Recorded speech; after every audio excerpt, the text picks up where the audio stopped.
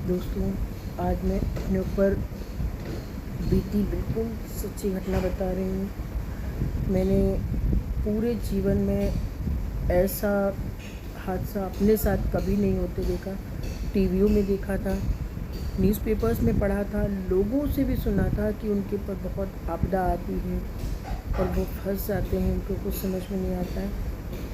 और कभी अपने ऊपर बीत नहीं बीती थी। आज पहली बार मुझे हादसे से गुज़रना पड़ा है दोस्तों। 11 जुलाई 2024 मुझे कभी जीवन में नहीं भूलेगी। इतने बड़े बड़े हादसे हुए।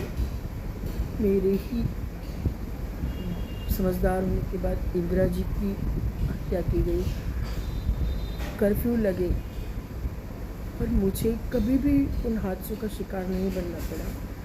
उसके बाद बहुत सारे दंगे हुए, पर मैं ऐसी जगह थी, ऐसे परिवार में थी कि कभी हम लोगों को कभी कोई फ़र्क नहीं महसूस हुआ। सब देखते रहे, सुनते रहे, पर कभी खुद नहीं फेस किया। कोरोना हुआ, पूरी फैमिली, इवन पूरी कॉलोनी, हम लोग सब लोग साथ एक दूसरे से के साथ लड़े रहे। पर 11 जुलाई 2024 जो हादसा हुआ, उससे तो मैं हिल गई हूँ। भयंकर पानी, देखते देखते कुछ समझ नहीं आया क्या करें। मैं अपने कॉलेज गई थी सुबह। दोपहर में 12 बजे के आसपास शीतल का फ़ोन आया कि मम्मी देखो नहर में पानी कितना है पास में, क्योंकि मेरे कॉलेज के पास में एक नहर है। मैंने दौड़ के देखा तो वो पानी लगभग ऊपर तक आ चुका था। उससे पहले मैं हनुमान धाम की रील्स, वो मोस्टली बारिश के मौसम में गर्रा और कन्नौज की तरफ गुजरात में पानी बढ़ जाता था, तो इतना बहुत ज़्यादा गहराई से नहीं लिया। मैंने सोचा, तो तब तक पीछे से राहुल बोले जल्दी जल्दी सामान हटो जल्दी से। मुझे समझ में आ गया कि कुछ गड़बड़ है। मैं फटाफट कॉलेज से भागकर आ गई। लेकिन वो भी अच्छा रहा कि अगर मैं उस समय नहीं आती तो शायद मैं आज भी कॉलेज के अंदर ही बैठी होती, मैं वहाँ से नहीं निकल पाती। पर जैसे तैसे मैं कॉलेज से घर आ गई और आकर सारा सामान, राहुल बोले नीचे नीचे जितना है वो उठाकर ऊपर रखो। मैं उठा कर, और समझ में नहीं आ रहा था क्या क्या रख लें, क्योंकि थोड़ा सामान नहीं होता है। सारे कपड़े नीचे हैं, सारी वार्डरोब्स नीचे हैं, बेड नीचे हैं। फिर भी जो खाने पीने का थोड़ा सामान ऊपर उठा के रखा, और लाइट तो ऑलरेडी नहीं आ रही थी रात से। फिर सब सामान रख दिया, लेकिन लाइट नहीं आ रही थी, बच्चे परेशान हो रहे थे। फिर भी हिम्मत सोच रहे थे कि शायद रात तक, लेकिन देखते देखते इतना पानी बढ़ा कि चारों तरफ बस पानी ही पानी था। लाइट आ नहीं रही थी, घर में कुछ समझ नहीं आ रहा था, बच्चे परेशान कर रहे थे। तब तक मेरी दीदी का फ़ोन आया कि तुम लोग वहाँ क्यों फंसे पड़े हो, अगर फंस जाओगे तो नहीं निकल पाओगे, निकलो। वो गुस्सा होने लगी। फिर मैंने सोचा चलो वहाँ से हट के हम लोगों ने फटाफट दो जोड़ी कपड़े डाले बैग में अपने और बच्चों के, और वहाँ से निकल पड़े। उसके बाद दीदी ने हम लोगों को बहुत ज़ोर से डांटा और हम लोगों ने फटाफट कपड़े डाल के निकल के तो आए। और उसके बाद हम लोग जब पहुँचे हैं बरेली मोड़ पे पानी का इतना तेज़ बहाव, मैंने तो बच्चों के साथ मौत बिल्कुल बगल से निकलते हुए देखी है। उस बहाव में मेरी अपनी गाड़ी लगभग 2 कदम पीछे बह गई। बिल्कुल कोई ब्रेक काम नहीं कर रहा था, एक्सीलेटर काम नहीं कर रहा था, मतलब हाथ से बाहर हो चुकी थी गाड़ी और पीछे की ओर 2 कदम बह गई।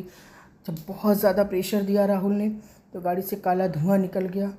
मेरी कुछ समझ नहीं आ रहा था कि हम बच्चों को लेकर कैसे क्या करें। निकल सकते नहीं थे क्योंकि बच्चों के डूबने लायक पानी था और पास में खाई थी। जरा सा और गाड़ी अगर बहती तो गाड़ी का कुछ पता नहीं चलता, हम लोग कहाँ जाते, कुछ नहीं होता। मैंने दीदी को फ़ोन किया, दीदी भी इधर रोने लगी। उन्होंने तुरंत भाई साहब ने फ़ोन हाथ में लिया और उन्होंने उपाय बताया। आरएसएस के लड़कों से बात की, उन लड़कों ने साइड में खड़े होके गाड़ी को सपोर्ट दिया और राहुल को बताया कि आप अपनी साइड में जाने की कोशिश करो, आप इधर से निकल जाओ। और उन्होंने ही गाड़ी को साइड से, अपोजिट साइड से निकलवाई और फिर जैसे तैसे गाड़ी निकली। हम लोगों ने, ये समझ लो, 20 मिनट का रास्ता पूरे 3 घंटे में पास किया। और जैसे तैसे हम लोग अपने घर पहुँचे, और जब घर पहुँचे तो दीदी ने राहत की सांस ली। तब दीदी को थोड़ा सा लगा कि हाँ चलो हमारा परिवार मेरे साथ आया, और वो शांत हुई। हम आज 14 जुलाई है, अभी हमें अपना घर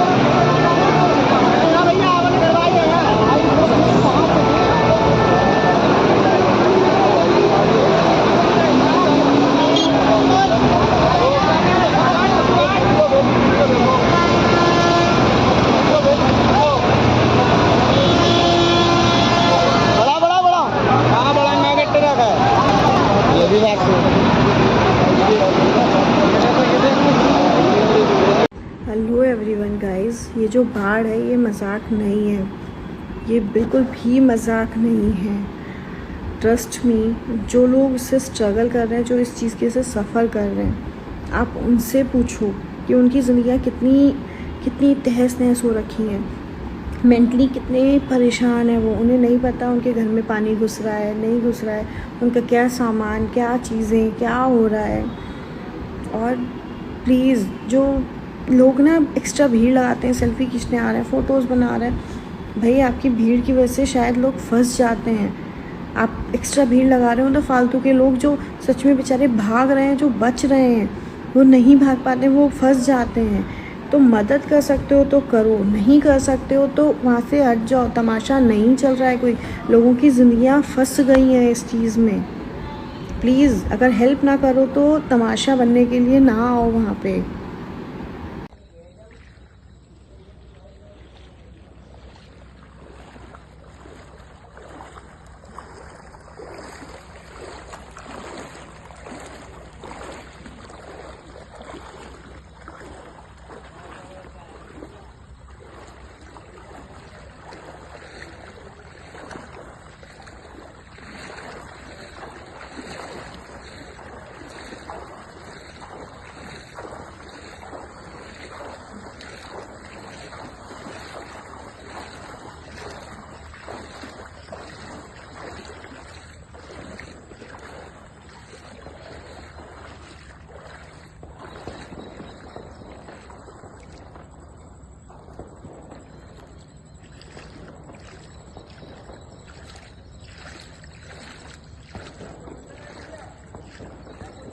बहुत तेज, हाँ बहुत तेज है।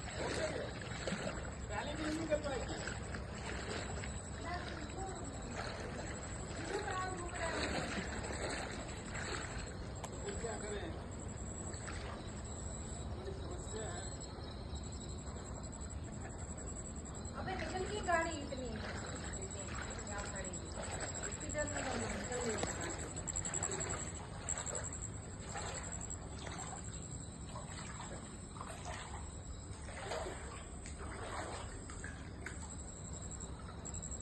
चौदह जुलाई हो चुकी है, अभी भी मुझे अपना घर नसीब नहीं हुआ है।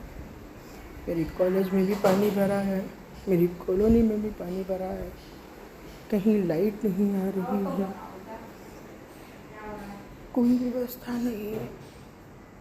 जीवन में पहली बार मैंने अपने आप को इतना असहाय और कमज़ोर महसूस किया है। पता नहीं कब मुझे अपने घर की वापसी होगी। तो मेरी दीदी बहुत अच्छी है, किसी की जिठानी ऐसी नहीं होती है। बच्चों को मुझे किसी चीज़ की कोई परेशानी नहीं हो रही है। कॉलोनी में लाइट नहीं आ रही है, लेकिन फिर भी हम लोग दीदी के घर एसी में सोते हैं। अच्छा सा गरम गरम खाना मिलता है खाते हैं, फिर भी उस हादसे को याद करके ऐसा लगता है कि पता नहीं मेरी घर गृहस्थी का क्या हुआ होगा। आराम से अपने परिवार के साथ बैठे हुए हैं